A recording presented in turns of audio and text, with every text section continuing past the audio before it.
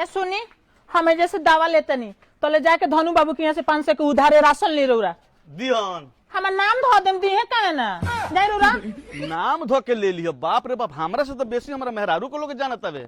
चल देख तनी दे तरन की ना। ए धनु के दुकान हिया हो? हाँ ये है, बोलो। तनी 500 के उधारे सामान दे देबो। उधारे चिहात के बड़ा मेहरारू भेलो से हमर दो 500 के सामान। देखो, मेहरारू भेजले के चाहे मेहरारा, एजे उधार बाकी बंद बा। आ सबसे बड़का बात बा कि दुकान बढ़ाओ के समय हो गइल बा। ना देबो? ना ना देबो? ना जी, ठीक बा। बाकी उधार देल छोड़ दे बनी हम। एउ ना खन दे। नहीं खन देता हमार नाम ना देनी है। नहीं ना खन दे। चल चल चली तो पूछा तनी काहे ना देला हम का बबुआ।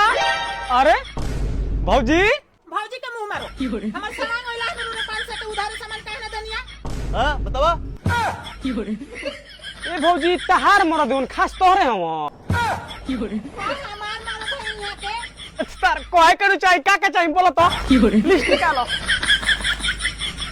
बस बस बुझ गनी। चल ले ली सामान ना जा घर चल बुझ गनी। ए चल ना काल ले लिए। चल चल तो बुझ गनी। तो बुझाता पकड़ा गई नहीं का। हटाओ रे सामान हटाओ सब।